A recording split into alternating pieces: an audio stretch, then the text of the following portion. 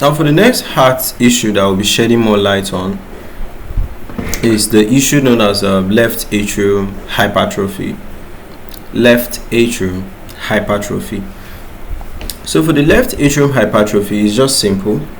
If you know the different types of atrium we have, of course atriums are up. This image I brought here happens to be indicating the ventricle, but at least it's kind of like the same issue happening up though. So if you have this issue happening up here, that's in the regions of the atrium, you call it the left atrium hypertrophy.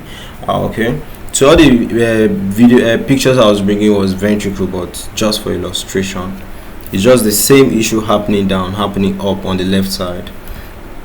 So it's also referred to as what? Left atrial enlargement. It's a condition where the left atrium becomes thickened or enlarged because of chronic pressure or volume overload. Okay, so a lot of things could actually make the atrium overload. Could be too much pressure, just like your muscles. If you exercise them, the more you exercise them, the more they become thicker. Do you understand? Like bodybuilding. So causes of left atrial hypertrophy is mitral valve disease, systemic hypertension, aortic valve disease, left ventricle diastolic dysfunction, atrial fibrillation. That sometimes somebody was just born with like that. Okay, congenital. So issues that, okay, this is ECG features. You see a broad biphasic P wave in lead 2, biphasic P wave in V1, prolonged P wave duration, right, in general.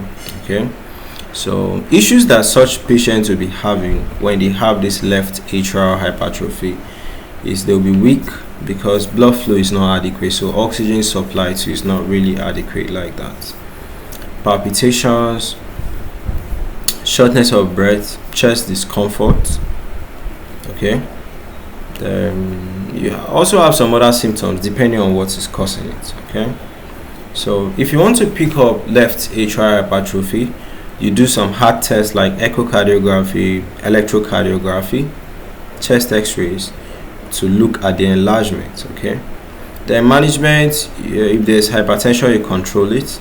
If there's a valve disease, try to control it. If the heart is beating abnormally, also try to control it. The anticoagulant, you use drugs that will basically prevent blood from clotting. Okay, then lifestyle changes, like the person should go on a diet, go on exercise. Okay, then blood pressure control.